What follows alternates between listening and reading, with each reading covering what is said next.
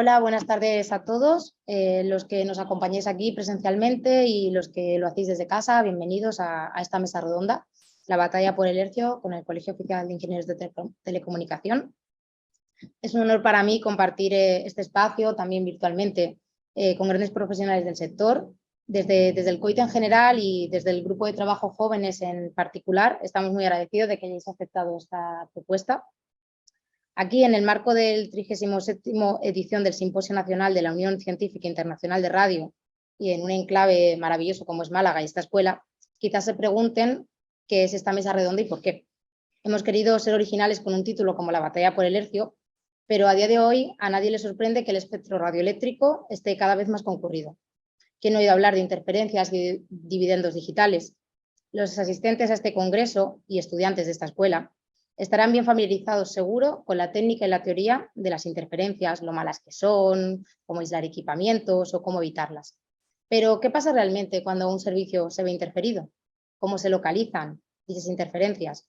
¿Quién actúa desde la administración pública o qué tipo de interferencias son las más comunes en un entorno nacional o incluso internacional?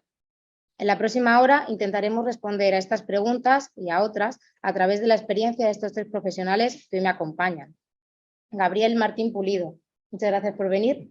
Pertenece al cuerpo TIC de la Administración General del Estado como ingeniero desde 1994. Ha prestado servicio como jefe de unidad de inspección en la Jefatura Provincial de Tenerife. También ha ejercido de jefe de comprobación técnica de emisiones radioeléctricas durante 10 años y es el jefe provincial de inspección de telecomunicaciones aquí en Málaga desde 2005. Más de 20 años de experiencia en la administración pública que nos permitirán conocer más de cerca el trabajo del día a día de la gestión del espectro y las interferencias. Muchas gracias. Gracias a vosotros por invitarme.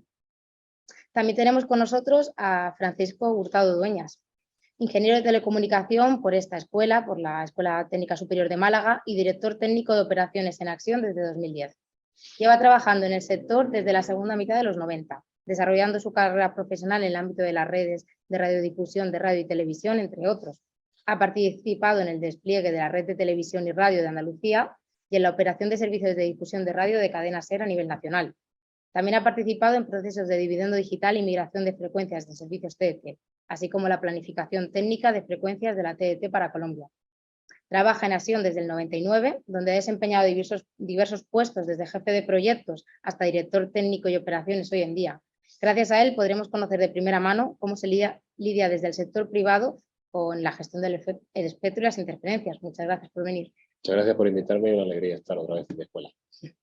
Y por último, y aquí proyectado, tenemos detrás de nosotros o en vuestras pantallas desde casa a José Luis Ruiz Mendoza, jefe de área de innovación TIC y agenda digital en ISDEFE, responsable de diferentes proyectos en la Secretaría de Estado de Telecomunicaciones e Infraestructuras Digitales y en la Secretaría de Estado de Digitalización e Inteligencia Artificial.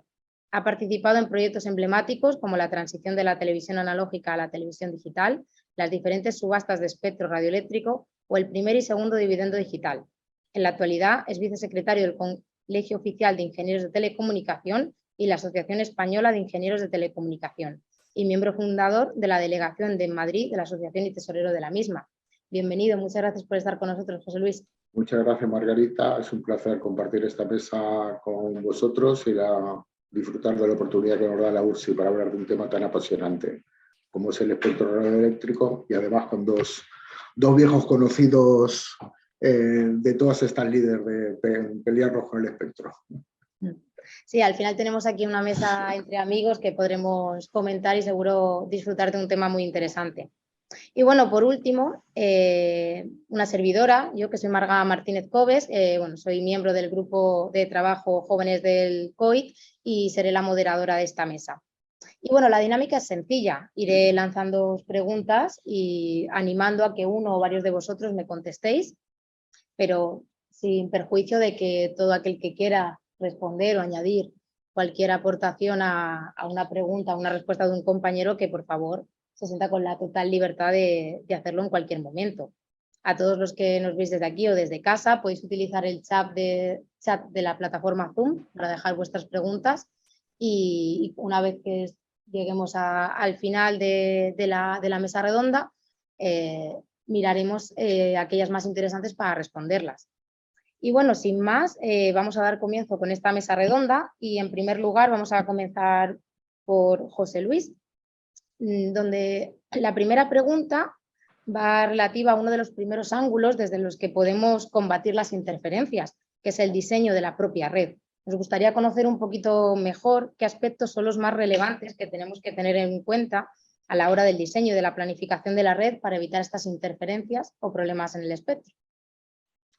Muy bien, muchas gracias, Margarita. Bueno, quizás aquí en lo que es el tema de la parte de planificación de una red para poder evitar las interferencias, debemos diferenciar del tipo de red del que estamos hablando. Obviamente no es lo mismo hablar de una red de un operador móvil, ¿vale? Que los problemas son unos, y de una red de televisión, radio o algún otro tipo de redes. Desde el punto de vista de lo que puede ser una planificación de una red de telefonía móvil, en principio las interferencias perjudiciales que puede haber una vez que esté montada la red, pues obviamente se deben sobre todo al mal funcionamiento de equipos o alguna cosa de esta, pero sobre todo la parte principal es las interferencias que la propia red se está poniendo sobre sí misma. Es decir, tú al final lo que tienes que hacer es una planificación basada en celdas, ¿vale? Como sabéis, el tema de las interferencias de otras redes es más complicado desde el punto de vista de que al final tienes una asignación de frecuencia para cada uno de los operadores. En el caso de las frecuencias de telefonía móvil, el número de operadores está limitado según las redes a 3 o 4 operadores y cada uno utiliza una banda de frecuencias propias, con lo cual en principio no debería haber problemas de interferencia entre ellos, salvo algún caso puntual. Y por lo tanto, la principal interferencia que se produce en la red es la autointerferencia de la propia red.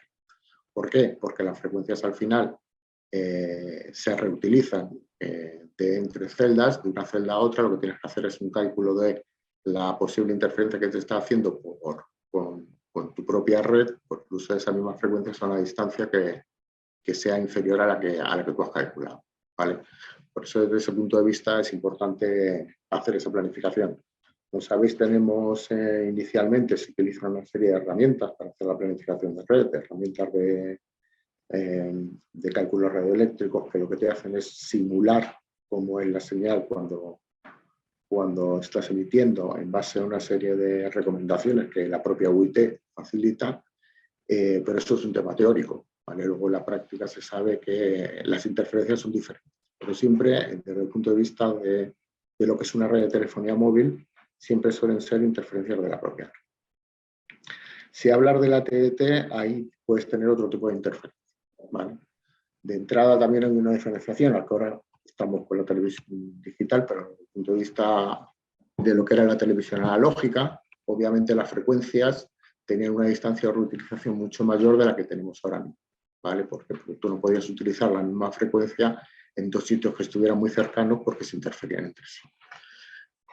Con la televisión digital es diferente, porque tienes el concepto de red de frecuencia única, un concepto que fue el que permitió que de alguna manera se pudiera pensar en hacer los siguientes dividendos digitales, de los cuales hablaremos también.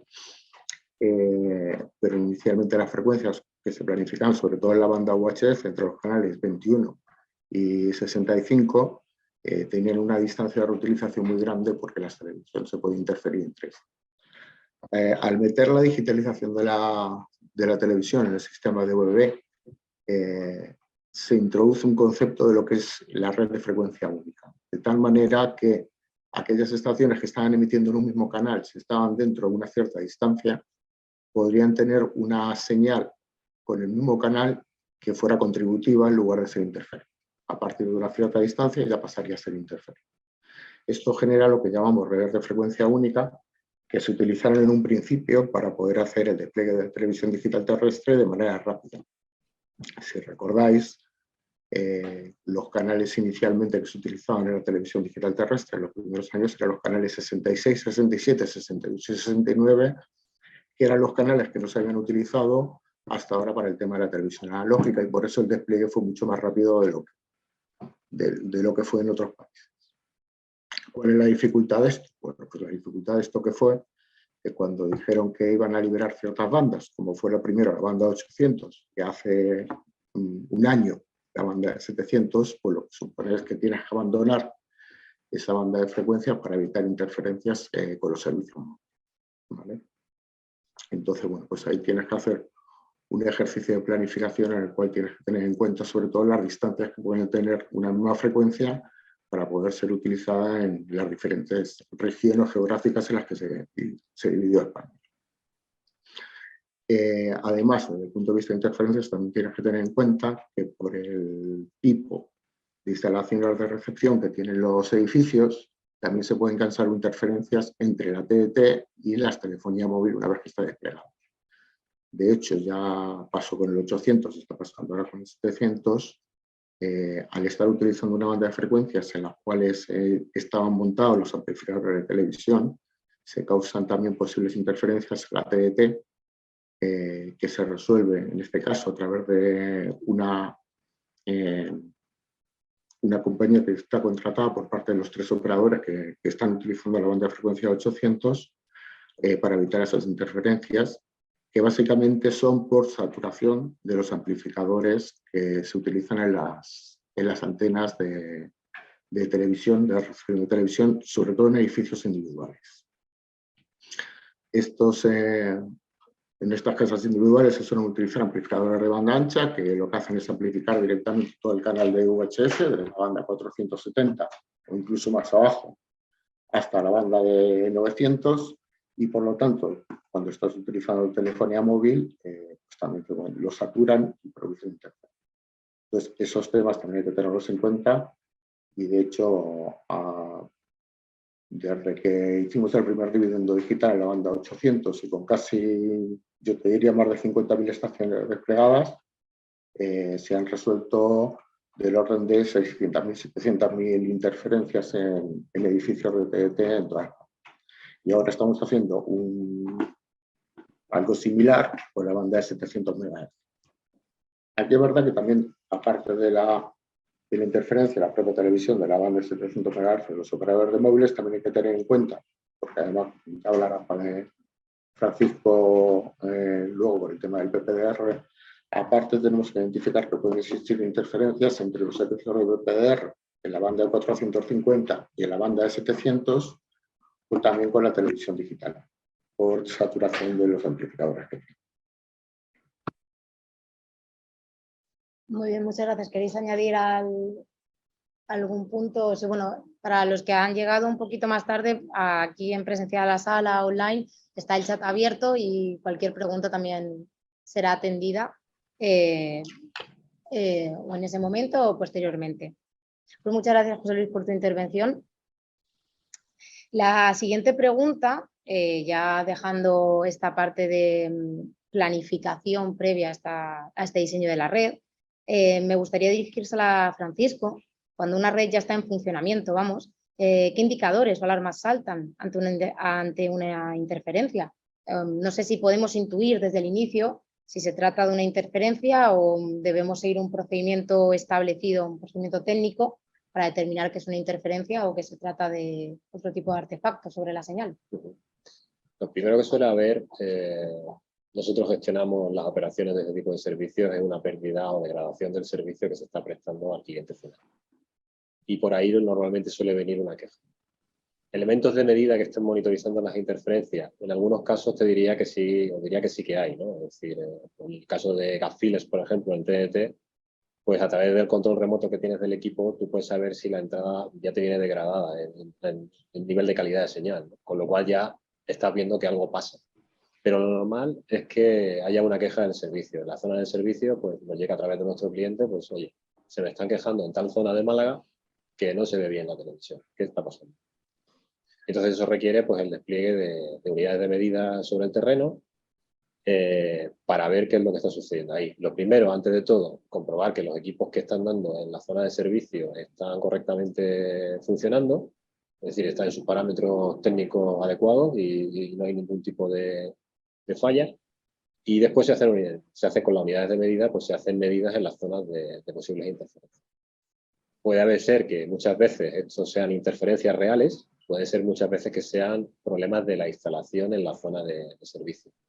Y se puede complicar todavía más con afectación, como decía José Luis antes, del tema del dividendo digital, ¿no? Es decir, tenemos estaciones ya de telefonía móvil en nuestras azoteas que están muy cerca de las cabeceras de televisión de los usuarios de ese edificio. Eso puede fallar en algún momento dado y puede ser que se provoquen interferencias. Entonces, bueno, ahí hay una tarea de investigación a nivel del Departamento de Operaciones de identificar si es un problema mayor, es decir, afecta a toda la zona de servicio, o es un problema localizado de una zona en concreto. Y se mandan normalmente, pues eso, elementos de medida equipos de medida para poder hacerlo. En Acción, por ejemplo, tenemos una unidad de medida con mástil telescópico, con sus antenas directivas y sus equipos de medida para poder realizar todo este tipo de medidas. Muchas veces incluso se requiere el apagado del propio servicio que estás dando para identificar qué hay debajo de esa señal que pueda estar interfiriendo. Y si llega el caso, pues identificarla, y si llega el caso, pues dar traslado a la Secretaría a través de la Jefatura Provincial y dar parte de que hay una afectación al servicio por una señal o esa. Siguiendo con este hilo, vosotros como empresa, como Acción, podéis, bueno, como una empresa particular, directamente llamáis a otro operador a que apague su servicio. Si detectamos que estas interferencias son provocadas por servicios entre operadores, pues normalmente lleva un proceso de medida y de investigación de dónde viene esa interferencia. Y normalmente pues se intenta, imaginemos que el equipo del otro operador está fallando y está provocando interferencias en la zona de servicio, pues se lleva, oye, tu equipo está fallando, creemos que puede estar pasando esto, mirando, y si se corrige, pues se corrige y queda como una incidencia más, como se puede averiar cualquier otro equipo. Otras veces, pues, son interferencias que vienen desde el exterior, y aquí estamos en Málaga, en zona de costa, y puede haber interferencias de otros países, digamos, limítrofes con el mar Mediterráneo por medio, y eso puede provocar interferencias aquí. Pues eso a lo mejor ya hay que traslado a la jefatura y ver si se puede mitigar de alguna forma. Pues siguiendo precisamente con esta gestión administrativa, Gabriel, nos gustaría saber también cuál es el papel que da la administración, precisamente como comentaba Francisco, tanto cuando os dan parte de una incidencia, como no sé si vosotros también detectáis directamente o siempre dependéis de que os den parte. Bueno, la administración hace un trabajo doble, doble en el sentido de las jefaturas provinciales, porque tal y como comentaba mi compañero José Luis antes, la interferencia, entendiendo como tal, interferencia perjudicial es un efecto final, pero ha habido unos antecedentes, partiendo de la planificación de espectro, desde la propia Conferencia Administrativa Mundial de Telecomunicaciones, donde se establecen los planes de frecuencia y servicios que se van a usar, ya propiamente dentro de cada país la transposición a la normativa y el reparto, ¿no? Pasando por el CENAF, por el Cuadro Nacional de Atribución de Frecuencia. A partir de ese momento, yo distinguiría fundamentalmente dos situaciones. Una en las bandas de uso común o las bandas de uso privativo o uso especial. La banda de uso común, generalmente conocida como puede ser el caso de las bandas Wi-Fi, en la que se conectan los routers domésticos que tenemos en nuestros domicilios. Es una banda de uso común para la cual se puede hacer uso de ella sin necesidad de obtener ninguna autorización administrativa. Es implícita a la obtención del propio equipo, ¿no? Eso sí, el equipo tendría que cumplir una normativa propia que pretende garantizar la compatibilidad electromagnética y que no existan perjuicios por parte de ese uso, ¿no? Pero ese tipo de servicios pues están diseñados para compatibilizar el espectro.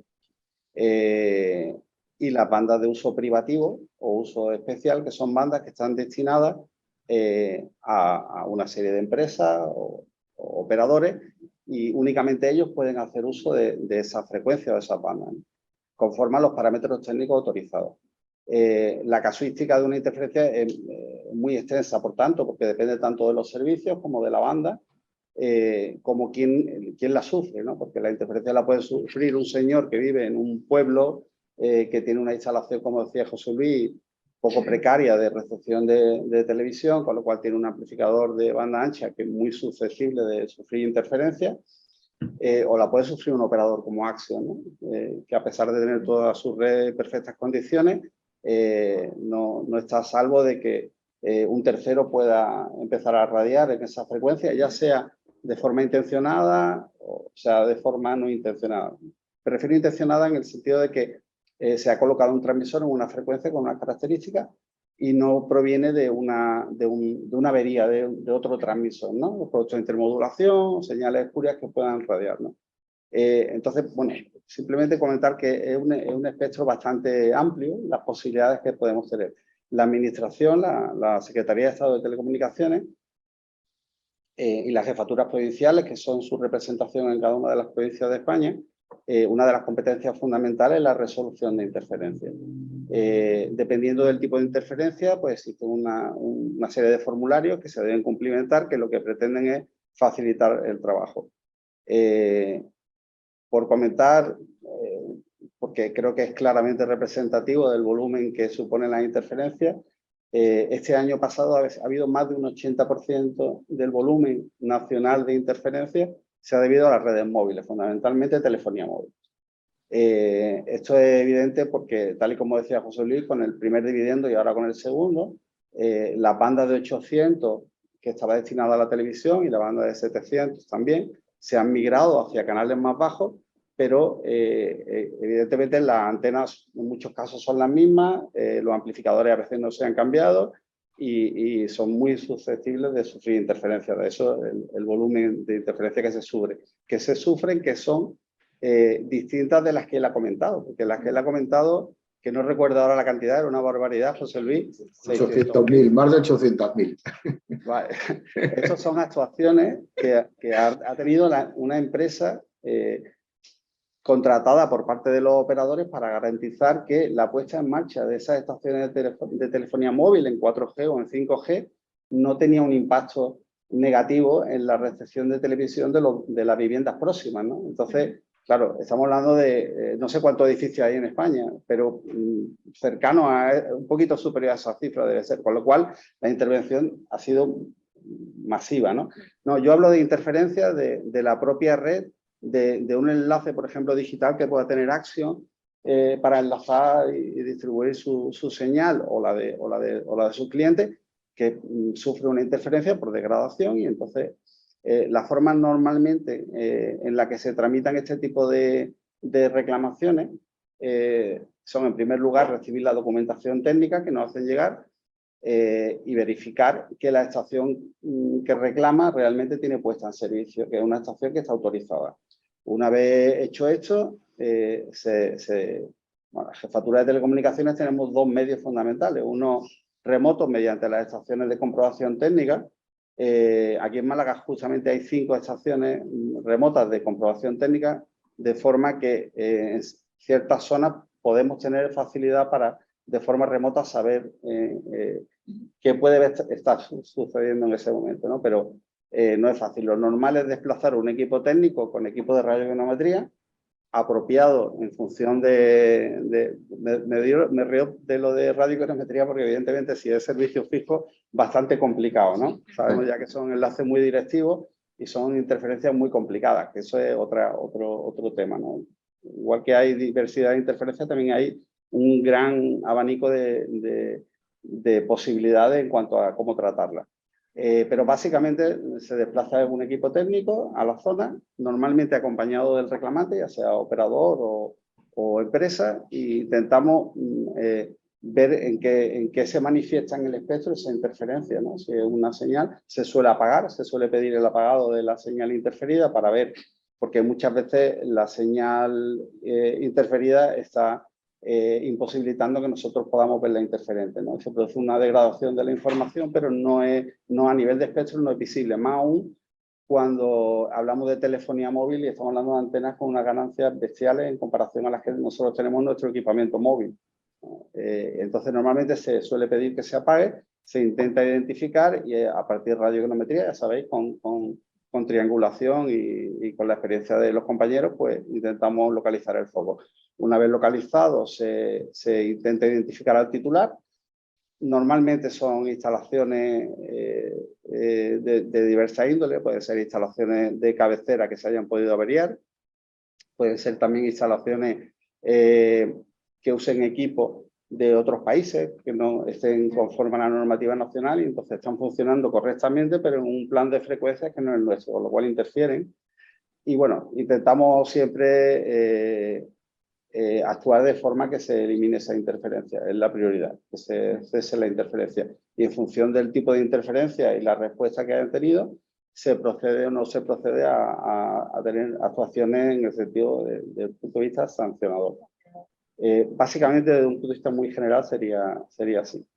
Sí, y bueno, al final lo que vemos es que es un trabajo de artesanía. En estas últimas 3 intervenciones vemos tanto una interferencia y un trabajo casi que de artesanía para intentar aportar un poquito de luz. ¿Cuánto se dilata más o menos este proceso entre que recibes una parte? Claro, yo me preguntas a mí como responsable de la jefatura de Málaga, te puedo decir que los tiempos de Málaga, claro, en cada provincia, son 52 provincias, las circunstancias son totalmente distintas. Y incluso las circunstancias dentro de una misma jefatura, dependiendo del momento, ¿no? Pero la máxima prioridad que tiene una jefatura es siempre primero la interferencia. Y si son interferencias graves, ya sean porque afectan a una cantidad grande de población o porque afectan a un servicio, por ejemplo, de navegación aérea. Aquí tenemos constantemente interferencias en el aeropuerto porque se producen productos de intermodulación en las frecuencias de las emisoras de FM, que están muy próximas. Sabéis que ahí tenemos la Sierra de Mija, donde están la mayoría de los transmisores de FM que dan servicio a Málaga, y la proximidad de tantos transmisores con potencias muy elevadas de kilovatios, pues provoca justamente en la banda inmediatamente superior a la de FM, la banda de servicio móvil aeronáutico. Entonces, esas interferencias son muy graves y el plazo de resolución es mínimo. O sea, normalmente se suelen resolver en el mismo día o al día siguiente porque hay riesgo de vida, ¿no? Hay otro tipo de interferencias que no son tan urgentes, por ejemplo, las propias de los operadores de telefonía móvil. Ellos gestionan, como decía José Luis, su banda de frecuencia. Ellos pagan a la administración, pagan al Estado por el uso de un segmento, y dentro de ese segmento son ellos los que gestionan la frecuencia. Ellos también son responsables de evitar esas interferencias, una adecuada planificación de espectro. Igual que pasa con la TDT también en las redes SFN que comentaba José Luis, ¿no? Es decir, al final son los operadores los que tienen que gestionar esa red de frecuencia única, y por mucho que hagamos la planificación en nuestras herramientas de diseño lo más perfecta posible, pues siempre hay cosas que se escapan, ¿no? Y entonces pues puede haber interferencias de la propia red que te llegan a través del cliente, ¿no? Es decir, oye, tengo un pueblo que se me están quejando de que no se ve la televisión, y entonces hay que ajustar de forma fina el retardo de alguna estación para que ese eco que está fuera de tiempo de guarda pues se elimine lo máximo posible y la afectación sea mínima. O reiniciar el GPS porque todas las señales van sincronizadas con el sistema GPS para que puedan estar emitiendo todas en el mismo momento. El que se le vaya el GPS a una estación te puede causar interferencias en 5 estaciones que pueden estar separadas a lo mejor por bastantes kilómetros. Yo recuerdo cuando teníamos, antes del dividendo, teníamos algún canal, creo que era el 60, que el segundo armónico caía en las frecuencias del GPS, y muchas veces había que adecuar las instalaciones de esos canales con filtros de segundo armónico específicos, trampas, para que, bueno, porque el nivel que está recibiendo el GPS, que está muy cerca en la propia estación, eso es mínimo. O sea, y lo estás dejando sordo. Sí, precisamente yo creo que en base a estas últimas aportaciones que estáis haciendo viene la siguiente pregunta, que va un poco dirigida a todos, y es desde vuestro punto de experiencia, desde vuestro punto de vista, ¿cuál es la procedencia más común de estas interferencias? Y como bien venís comentando, si tenéis algún caso concreto en mente, pues encantados de escucharlos. El que quiera comenzar.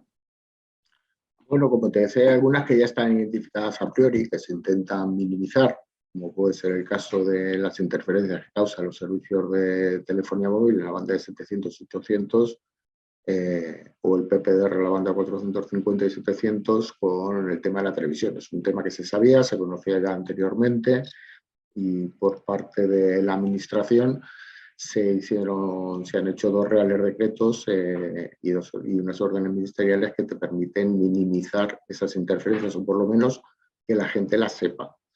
En algunos otros casos es algo más complicado de identificar, ¿vale?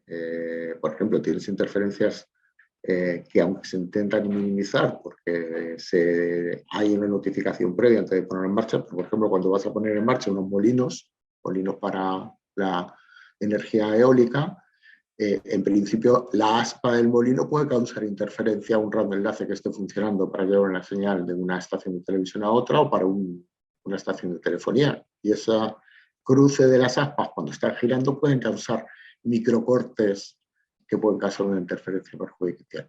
Eso obviamente, de alguna manera, previamente se hace un estudio para ver si puede ocurrir o no, y entonces, bueno, lo pueden minimizar. En otros casos, y ahí seguro que Gabriel y Francisco tienen más casos prácticos, la causa de las interferencias puede ser tan variopinta que puede ser desde un luminoso que por alguna cosa esté oscilando y esté metiendo interferencia y no sabes por qué, hasta, como decía antes Gabriel, una instalación antigua de satélite que pues han dejado ahí puesto la estación y que está emitiendo y nadie se ha preocupado de que esté emitiendo, está causando interferencia. Sí, es así. Vaya, nosotros, por ejemplo, en FM, lo que comentaba Gabriel antes, ¿no? El tema de navegación aérea es un tema que se da porque al final el segundo armónico, dos frecuencias, el doble de la frecuencia de una emisora de FM menos otra, te cae justo en la banda aérea. Y eso se puede dar simplemente porque mal funcionan los equipos, ¿no? Entonces hay que cuidarlo mucho. Además, la colaboración entre la administración y los operadores para este tipo de casos es muy rápida y muy ágil. O sea, estamos a disposición de la administración para resolver este tipo de cosas lo antes posible. Hay otras veces que es más complejo, ¿no? Al final se trata de la convivencia y la compatibilidad electromagnética dentro de una propia estación. Nosotros que tenemos torres donde conviven diversos servicios, pues lo vivimos día a día, ¿no? Es decir, tú quieres instalar un servicio nuevo y algo pasa de repente en algún otro servicio que está justo en esa misma torre, ¿no?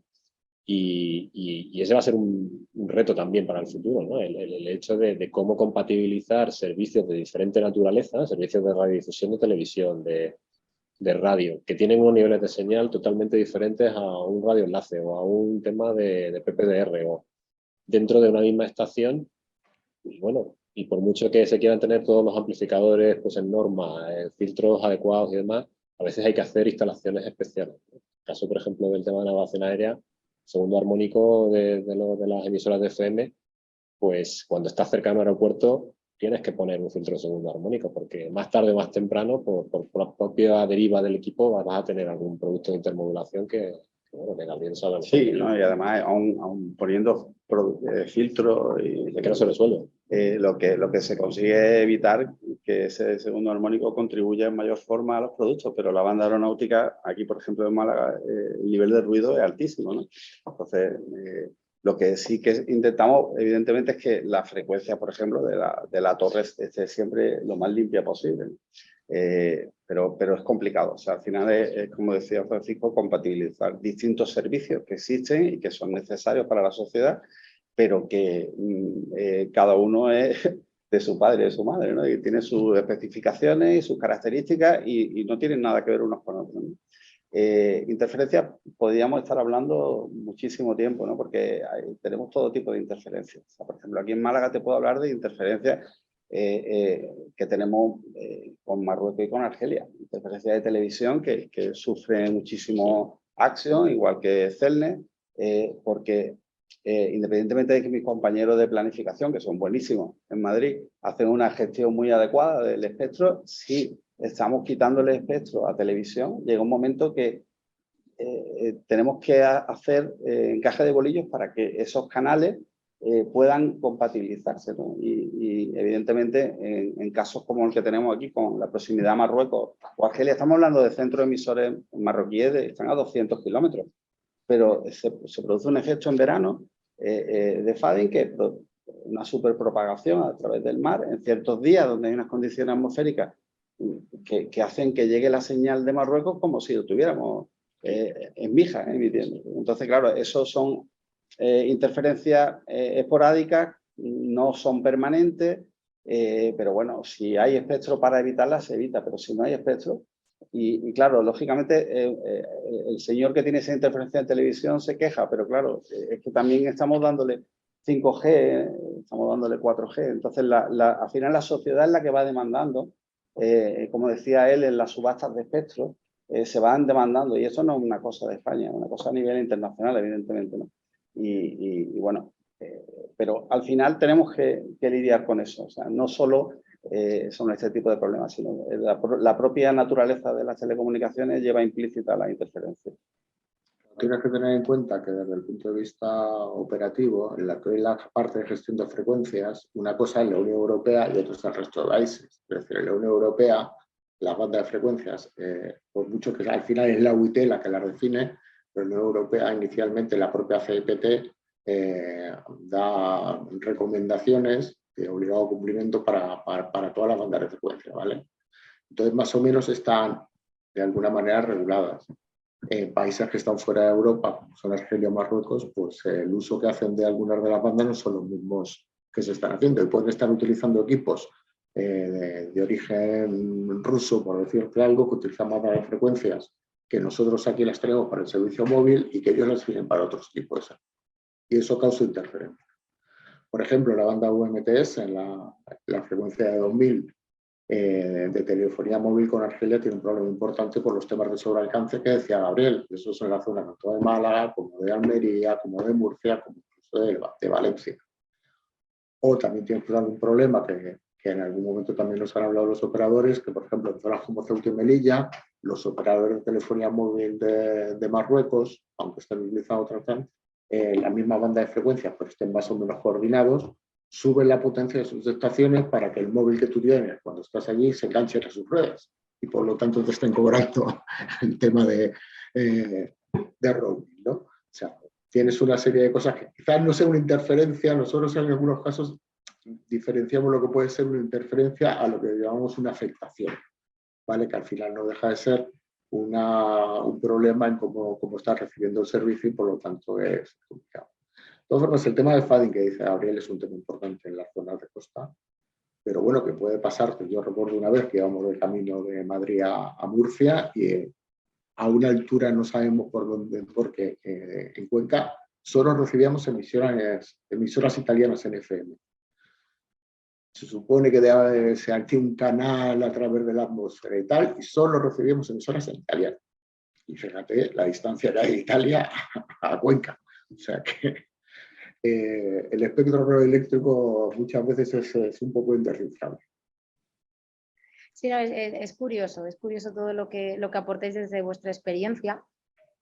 Y bueno, ahora voy a lanzar una pregunta, en principio para Francisco, pero creo que es una pregunta que tanto José Luis como Gabriel también tendrán algo que aportar, que es ¿cuándo es necesario recurrir a la administración para dar parte de que una comunicación está siendo interferida?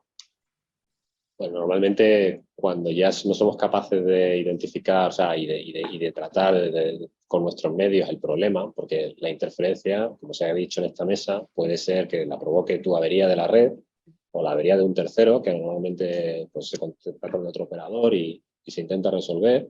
Muchas de estas no llegan ni siquiera a la jefatura, pero otras veces ya no se puede, entonces hay que notificar a la jefatura de que hay un espectro que está protegido, como ha dicho Gabriel, y decir, bueno, y aquí está pasando algo porque nosotros detectamos, apagamos nuestro servicio, vemos que hay una señal de fondo y que alguien tiene que ordenar se apague, ¿no? De alguna manera, ¿no?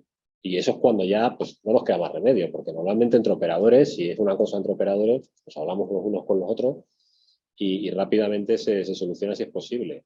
Y si no, pues ahí está bien. Sí, bueno, yo iba a comentar que, claro, las competencias en cuanto a la resolución de interferencias, las actuaciones relacionadas para resolver la interferencia pertenecen a la Administración General del Estado. En ese sentido, el personal inspector de las jefaturas provinciales tiene carácter de autoridad pública en el ejercicio de sus funciones. Eso es lo que posibilita que cuando recibimos una reclamación, verificamos que efectivamente se está dando y localizamos el foco, podamos requerir a esa empresa que subsane de forma inmediata la avería o la deficiencia que está provocando esa situación. Porque en ese sentido es como actuamos. Normalmente te diría que en la inmensa mayoría de los casos son averías, son falta de conocimiento y en cuanto que se tiene conocimiento se intenta actuar. El problema, a veces, por ejemplo, aquí en la costa también tenemos mucho personal que tiene extranjeros, que tiene aquí segunda residencia y claro, muchas veces la propia instalación de la cabecera de su televisión se avería y se queda ahí averiada, ¿no? Entonces, son casos mínimos. Lo que decía Francisco, son muchas las interferencias que se resuelven y no llegan a la jefatura, yo diría que la mayoría. Porque lo primero que hacen con la experiencia que ellos tienen es ver que no se está generando en sus propios equipos o los equipos con los que comparten emplazamiento, ¿no? Entonces, cuando ya nos llega, normalmente una avería de un tercero que no depende de ellos, pero de hecho, a día de hoy ya nos facilitan mucha información. Los operadores tienen contratadas empresas que intentan resolver por sus medios las interferencias. Entonces, cuando nos presentan la reclamación ya tienen bastante información. Pero sí, es el papel que tiene la administración. No sé si José Luis. Bueno, quizás la única que siempre tiene que actuar la administración, porque es la única que tiene esa atribución, es cuando es un problema de interferencia con otro país, ¿vale? Entonces, al final tienes que hacer un tema de coordinación internacional. A nivel de la UIT existe lo que llamamos nosotros la BRIFIC, que es un registro de frecuencias, es decir, si tú quieres utilizar una frecuencia para un servicio, tú tienes que inscribirla en principio en ese registro de la UIT.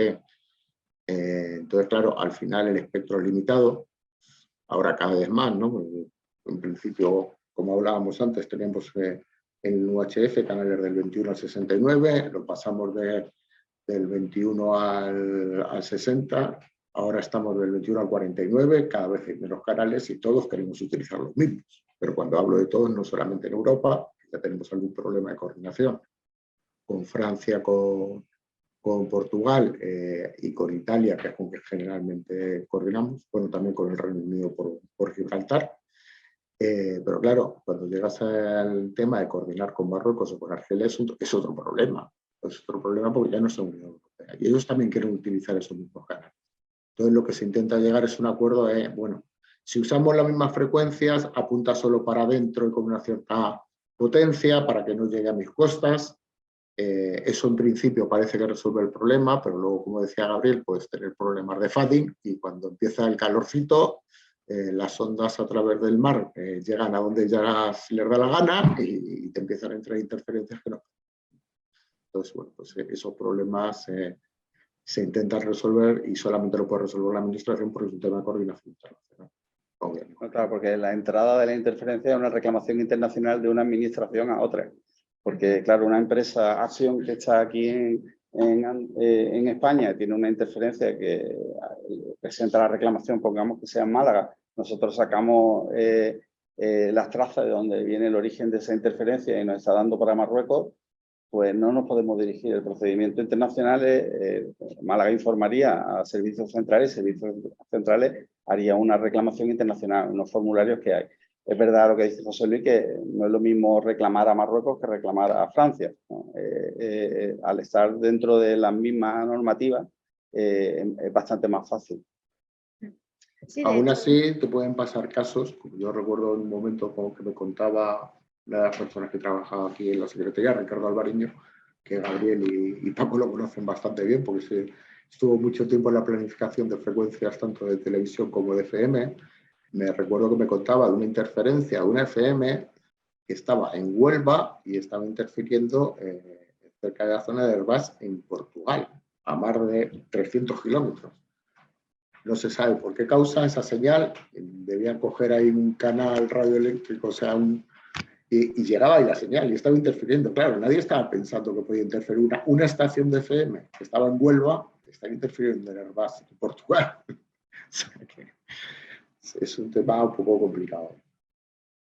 Sí, de hecho, la siguiente pregunta que tenía para la mesa era precisamente en qué ocasiones es necesario recurrir a la Secretaría de Estado, que como ya vemos, la propia mesa ha dado con ello, y la voy a cambiar y os voy a preguntar un poco también a todos si tenéis en mente alguna ocasión realmente, podemos decir, curiosa, que os hayáis encontrado de interferencias o que hayáis encontrado alguna ocasión que ni iba a imaginar que era eso lo que estaba pasando. Bueno, ahí seguro que Gabriel tiene más casos. Dale tú, Gabriel. Te puedo contar alguna. Bueno, la más disparatada que yo he vivido desde el año 94, que estoy trabajando en esto, fue una que provocaban, a ver, no sé cómo se llaman, son unos motores paso a paso que llevan las máquinas recreativas, que hacían circular, pues de estas que le daban los botones y te salían la ruleta y luego, si sacaba una combinación te daban más. Las tragaperras. Justo fue antes del paso al euro. Cuando ya se pasó al euro, entonces estamos hablando de no sé qué año era aquello, pero en ese momento la placa que gestionaba el movimiento de giro de esa rueda estaba radiando a través del cable de alimentación en la frecuencia que usa la torre del aeropuerto de Málaga de comunicaciones, en la que los aviones cuando vienen, por ejemplo, de Madrid, cuando llegan a la zona de Antequera, ahí ya cambian a la señalización de aquí de Málaga, ¿no? La gestión que está en Sevilla, en el centro de Sevilla, en el centro del aeropuerto de Sevilla, pero ya el BOR, ya el de Málaga. En ese momento ya se conectan con la frecuencia de la torre del aeropuerto de Málaga. Pues esa frecuencia estaba interferida en media Andalucía y no sabíamos por qué. Y al final detectamos que eran estas máquinas. O sea, es una cosa que, imagínate para localizar que eran estas máquinas, porque claro, permanentemente íbamos circulando con el coche, íbamos viendo señales, tantas como máquinas había. Entonces cuando se resolvió pues parecía increíble, pero fue así. Esa es una de tantas que hemos tenido, ¿no? Pero quizás fue la más... Pues tenéis un mapa de interferencias y un mapa de máquinas tragaperras al mismo tiempo. Las interferencias aeronáuticas son muy complicadas porque por la propia naturaleza de cómo funciona el avión va a una velocidad y a una altura que él detecte una señal no significa nada. Que igual la está detectando y la señal, como nos ha pasado muchas veces, estaba a 300 kilómetros, estaba en Jaén, igual, no estaba en Málaga, ¿no? Entonces muy complicado. Pero sí, al final tuvimos que intentar sacar un mapa de todas las zonas donde había interferencia y, bueno, cuando, por ejemplo, eso fue un caso claro cuando hablamos con la empresa que tenía un laboratorio que gestionaba todo eso y hicieron las pruebas, efectivamente nos confirmaron que sí, que no entendían bien, pero que se estaba radiando. Nada, en cuestión de 2 semanas ya se habían cambiado todos los circuladores de estas máquinas y no se acabó el problema.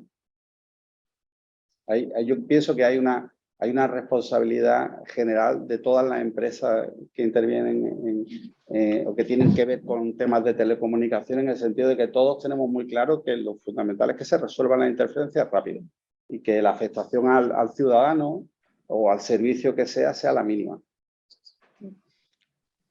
Yo recuerdo una vez que nos pidieron IRDF que hiciéramos un estudio porque había microcortes en lo que era la señal de satélite de contribución de Celnex y para ver cuál podía ser el motivo. En aquel momento Celnex todavía tenía, bueno, Hispasat, tenía todavía el telecentro en la Arganda del Rey. En la Arganda del Rey al lado hay unas instalaciones del ILS de navegación aérea y ahí los aviones que van a aterrizar en Barajas dan la vuelta para poder enfocarse hacia lo que es la pista y en un momento dado, pues cuando los aviones pasaban, pues la señal del satélite se veía interferida. Bueno, interferida, no pasaba, básicamente no llegaba al satélite. Entonces se producían esos microcortes, tuvimos que hacer el estudio para identificar que realmente era por eso, que los aviones en un momento que giraban podían causar esa afectación, más que una interferencia, ¿no? Y de hecho, ahora mismo el telecentro que tiene Hispasat o tiene para el tema de contribución lo tienen ahora en Tres Cantos y lo cambiaron, uno de los motivos del cambio fue ese. Es decir, es más fácil cambiar el telecentro que el aeropuerto. Exactamente, el AT4 no lo vas a cambiar de sitio. No sé si tenéis alguna... No, últimamente nosotros ahora con el tema energético, con el tema fotovoltaico está en auge y ya estamos empezando a ver temas de compatibilidad entre instalaciones fotovoltaicas en centros de telecomunicaciones afectando a servicios de tracking analógico, ¿no? Por ejemplo. Y hay que hacer pues adecuación de las antenas para que, digamos, esa fotovoltaica afecte lo menos posible o esté lo más desacoplada del sistema de Tranqui, porque se acopla. Sí, porque entiendo que todos estos equipos han pasado totalmente sus controles de aislamiento, pero aún así nos siguen... No todos los casos están pensados al final del día, o sea, y es lo que comentaba antes, ¿no? Cómo meter todo en el mismo centro. O sea, si antes había una torre, estaba separado pues 100 metros de otra torre, pues esa simple distancia servía para desacoplar perfectamente una instalación de otra y que la hipermodulación no se produjera. Pero ahora cada vez está todo, como decía Gabriel en Mijas, pues ahí está todo condensado. Complicadísimo de gestionar. Sí, bueno. Además, de hecho, cada vez hay más uso de las telecomunicaciones en todos los niveles y bueno, la interferencia forma parte de la propia telecomunicación. Sí, bueno, yo creo que ya vamos llegando al final de esta hora, son casi las 5 y ya casi que para finalizar os he pedido durante toda esta hora que mirarais hacia atrás, hacia vuestra experiencia, los casos que habéis tenido y todo lo que habéis vivido en vuestros 20 años o más de experiencia en este sector. Y ahora os voy a pedir que miréis hacia el futuro y que nos comentéis, puede empezar cualquiera de vosotros, que en un futuro cercano, tampoco os pido dentro de 50 años, pero ¿qué retos veis en esta gestión del espectro a corto plazo en este plano nacional que estamos comentando hoy aquí? ¿Y vosotros, Gabriel? Bueno, yo pienso que cada vez que se pone en servicio una nueva tecnología, en general, ya hay un reto enorme, porque el 4G fue bestial, pero es que el 5G está siendo igual, porque bandas que estaban destinadas a un servicio, como era la televisión, ahora se destinan a otro. Eso que aparentemente se dice pronto supone 1000 problemas, ¿no? Pero es que además se complica porque esas mismas instalaciones están todas en el mismo sitio. Cada vez se están formando más agrupaciones, ¿no? Porque si bien el 5G la esperanza es que haya una descentralización, ¿no? Sea un sistema mucho más celular.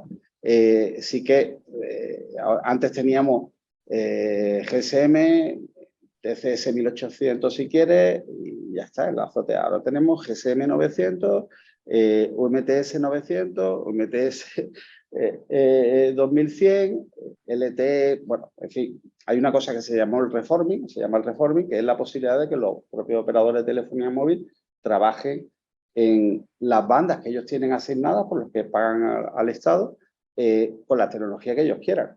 Entonces, claro, al final el reto para la administración es cada vez más complicado en cuanto a la resolución de las interferencias, pero para los operadores es bestial, porque, claro, tienen que compaginar todo eso juntos en el mismo sitio, ¿no? Eso es un gran reto. Y ya por terminar mi intervención, yo veo muy interesante desde el punto de vista de la resolución de los problemas de interferencia, por ejemplo, que tenemos en televisión, el streaming, ¿no? O sea, la banda ancha, tanto en movilidad como fija, va a permitir que la recepción de los programas de televisión se puedan hacer vía cable, por fibra o bien por radioenlace, pero sin que exista ninguna pérdida de calidad, todo lo contrario, ¿no? Entonces, yo creo que eso va a ser un gran avance que va a contribuir nuevamente a que se libere y haya un tercer dividendo. Yo no sé lo que pensará José Luis, pero yo creo que esto se ha abierto la veda y al final, en algún momento, pienso yo, no creo que lo vea, pero yo pienso que dejaremos de ver la televisión como tal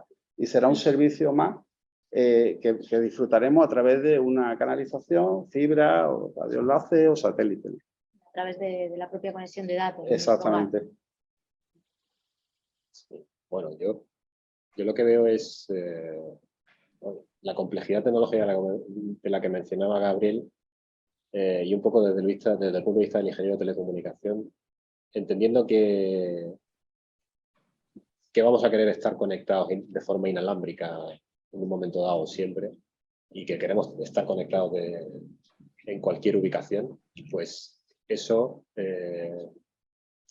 va a requerir bueno, pues que el ingeniero de teleco, desde el punto de vista profesional, vea los temas radio como temas no solamente de la caja que me da el operador y ya se pone el equipo, se enciende y se echa a andar, sino va a haber un campo ahí de trabajo por esto que estaba comentando antes, ¿no? Es decir, el tema de la compatibilidad de diversos servicios con diversos niveles, con diversas condiciones de uso, va a hacer que cada vez sea más complejo el estudio de este tipo de fenómenos, ¿no? O sea, antes pues teníamos aportado analógica, lo veías y casi decías, pues mira, esta es la emisora de antena 3 de tal sitio que está llegando a tal otro.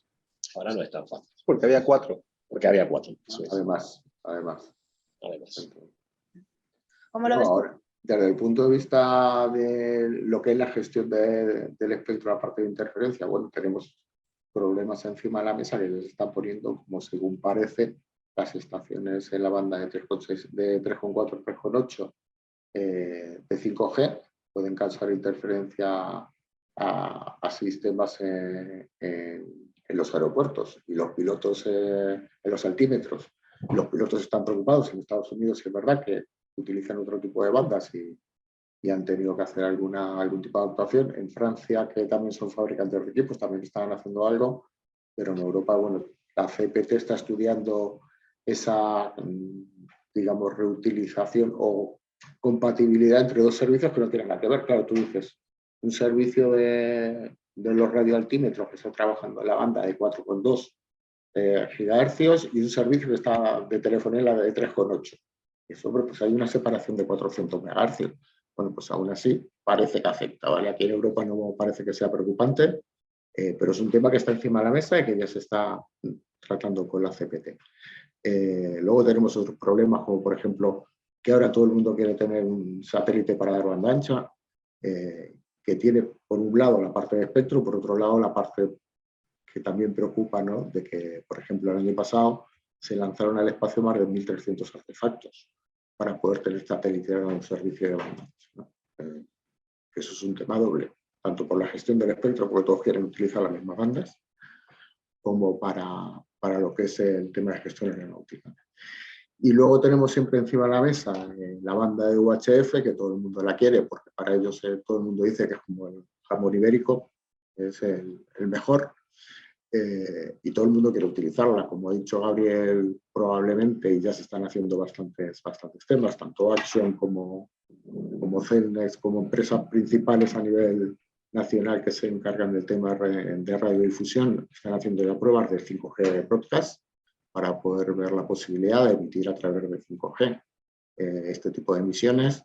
En principio, hasta el año 2030 parece que las emisiones de UHF pueden seguir reservadas, por lo menos hasta el canal 49 para el servicio de TDT, pero en algún momento esas son las frecuencias más golosas, digamos, para poder desplegar telefonía móvil, porque ahora tenemos encima de la mesa la banda de 26 GHz, que en algún momento también sacaremos a subasta, en principio según han anunciado a final de año. Se quiere sacar, pero bueno, la banda de 26 GHz, pues obviamente el alcance no es lo mismo que la banda de 700 ahora o lo que pueden ser otros. Y esa es realmente la apuesta que se está haciendo. En Europa cada vez están estudiando más bandas, sobre todo para 5G, para tema de lo que pueden ser aplicaciones sobre todo verticales. Se está hablando ya de la banda de 40 gigas, de bandas que nunca nos hubiéramos imaginado que se pudieran dar servicios a nivel de lo que puede ser una industria. O sea que ahí tenemos un reto apasionante que, como han dicho ambos, tenemos trabajo por delante. Y el tema de las radiocomunicaciones es un tema más complicado de lo que en principio podría parecer.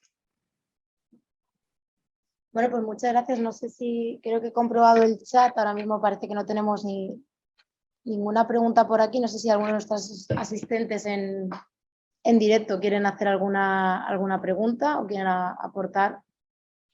Tengo una curiosidad respecto al caso de las máquinas recreativas. ¿Esas máquinas estaban certificadas? Sí. ¿Y entonces qué pasa? ¿Falló la certificación o falló la norma que... Bueno, vamos a retransmitir un poco la pregunta por si no se escucha con el... Sí, bueno, el la pregunta es si las máquinas recreativas que causaban la interferencia estaban certificadas. En aquella época existía una cosa que se llamaba el CAR, Certificado de Aceptación Radioeléctrica, y no estaba todavía liberalizado. Entonces, cualquier empresa que quisiera distribuir tenía que llevar a la administración, que tenía un laboratorio, ese equipamiento y se le pasaban todos los ensayos según el tipo de equipo que era, ¿no? De compatibilidad electromagnética, de baja tensión, en fin. Y sí que lo había pasado, porque de hecho era un laboratorio, no voy a decir el nombre de la empresa, pero era una empresa quizás la fundamental, la más fuerte que hay en máquinas recreativas. Y bueno, pues no se habían hecho bien las pruebas o se habían modificado y sí que estaba provocando esto. De todas formas, yo, por comentar una cosa, es que no es fácil muchas veces hacer la certificación. Yo recuerdo un caso de una interferencia en un centro médico que la doctora que presentó la reclamación decía que cuando un equipo que le ponían al paciente con una serie de cables, con unas ventosas, y iba conectado a un ordenador y unos altavoces. Y ahí escuchaba pues, lo que tenía que escuchar ella para hacer una valoración médica, ¿no? Pero cuando ponía aquello a andar, escuchaba Radio Nacional. Entonces, claro, presentó una reclamación. Muchas veces te pasa esto, que no, bueno, ¿qué le vamos a decir? Entonces, y al final era un problema de compatibilidad. Y tanto el ordenador como los altavoces, como el cable, todo estaba homologado y estaba acreditado para ese uso, pero no estaba acreditado la totalidad. Entonces ahí se modificó la normativa para que ya, por ejemplo, la normativa médica, todo equipo médico tiene que cumplir una normativa de compatibilidad electromagnética como un todo, no por partes, ¿no? No es el mismo caso, pero según van apareciendo casos, va avanzando la sociedad, tanto en la parte positiva como en la negativa, ¿no? Para descubrir por qué ha pasado y resolverlo, ¿no? Gracias. Pues muchas gracias.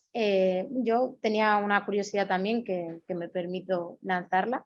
No sé si os habéis encontrado también con alguna interferencia y ha resultado imposible de localizarla, de situarla y no habéis podido mitigarla. ¿Qué se hace ya en última instancia? ¿Te rindes y apagas el servicio? Bueno, sí, bueno, hay interferencias que se resuelven solas también. O sea, que se reclaman y... una muy típica es la de los barcos militares. Los barcos militares suelen tener inhibidores muy potentes por tema de guerras radioeléctricas y entonces cuando yo me echo a temblar cada vez que viene al puerto de Málaga algún barco americano porque genera muchas interferencias. Pero dejando esto a un lado, sí que existen interferencias que son muy complicadas. Por ejemplo, servicios fijos son interferencias muy difíciles porque el haz de radiofrecuencia es tan fino que si estamos hablando de una torre que igual la antena está a 25 metros de altura, a nivel de suelo no ves nada, tienes que ponerte a la misma altura y luego son potencias muy pequeñas. Entonces sí que existe, de hecho yo estoy totalmente convencido que las más difíciles no nos llegan. O sea, son los propios operadores los que hacen uso y las cambian y buscan las soluciones porque hay interferencias que son imposibles de resolver. Hombre, sí hay veces que si no tienes más remedio es más fácil cambiar la frecuencia, aunque pueda causar un problema de que en algunos casos pues también tienen que hacer alguna actuación los usuarios porque no se puede encontrar el motivo de la interferencia. Entonces, pues mira, por vencido nunca te das, siempre intentas buscarla, pero sí es verdad que hay veces que es muy complicado porque te puede ser, mira, yo recuerdo el caso de una instalación en Toledo que interfería en la TDT y no sabía por qué. Y además la interferencia era entre las 8 y las 10 de la noche. Y los martes y los jueves. Claro, dices, ¿qué hago? Decía, en aquel momento era Telecom Castilla-La Mancha, decía, ¿qué hago? Pongo un equipo a medir a esa hora, a ver qué pasa, a ver qué veo, tal, porque claro, que yo te digo que era de las 8 a las 10 de la noche. Bueno, pues al final, después de muchas vueltas, después de muchos estudios, resulta que era que a esa hora entrenaba un equipo de aficionados en un campo de fútbol al lado, la instalación de la luz estaría mal, y cuando encendían la luz del campo de fútbol para entrenar de 8 a 10 de la noche, los martes y los jueves, producía interferencia en el centro emisor. Claro, son casos que dices, hasta que das con el motivo, bueno, en este caso obviamente era más barato buscar el motivo, pues estábamos hablando de un centro que da cobertura en Toledo, y obviamente cambiar las instalaciones de Toledo y los usuarios puede ser algo más complicado, pero en muchos casos estás hablando de un centro emisor que esté dando cobertura a un pueblo de 100 habitantes, que todo el mundo tiene instalaciones instalaciones autónomas, que no tienen que hacer ningún cambio más que sin resintonizar. Es más fácil cambiar el canal que hacer otra cosa. El problema es cuando no hay un patrón de interferencia. Ahí si tiene una hora y unos días concretos, allí los compañeros de Toledo seguro que se desplazaron y lo descubrieron. El problema es cuando pues, te dice el avión que a no sé cuántos pies de altura ha escuchado una señal de FM, pero no, tampoco la identifica. Y entonces, bueno, complicado, ¿no? Tampoco te vas a subir arriba a medir. No puede. No Lo hemos puedes. intentado, ¿eh? El avión ya ha pasado. No, hemos intentado, porque de hecho la Agencia Estatal de Seguridad Aérea, no sé si es la Agencia Estatal, si no tú me corriges, José Luis, o AENA tienen un avión de calibración. Sí. O sea, que lo que hace periódicamente pasa revisión de todos los equipos que ellos usan de navegación aérea, los BOR, los ILS, para ver que funcionan bien. Entonces nosotros en su momento intentamos que dotaran ese avión de un analizador de espectro con un técnico cualificado que pudiera ir con ellos y que trabajara para nosotros, o sea, que se encargara de hacer las gestiones de este tipo de interferencias, pero no fue. La normativa de aviación es muy complicada y no fue posible. No lo permite. Bueno, pues hemos cubierto la hora de esta mesa redonda. Ha sido una mesa redonda, yo creo que muy fructífera y muy interesante, con unas aportaciones que de verdad, bueno, quedarán para la posteridad, ya que se está grabando esta mesa. Y otra vez, de nuevo, agradecer a estos tres profesionales que nos acompañan hoy por toda su experiencia y sus aportaciones, y también a la organización de la URSS aquí en Málaga. Muchas gracias, porque ha sido un placer esta colaboración que hemos hecho con el colegio y con el grupo de trabajo jóvenes. Y nada, sin más, a todos los que nos ven en online, nos seguiremos viendo por redes sociales y por diversos eventos del colegio, y espero que nos volvamos a encontrar pronto en presencial. Bien, muchas gracias. Muchas gracias. Muchas gracias. Muchas gracias, un placer. Hasta luego. Hasta luego.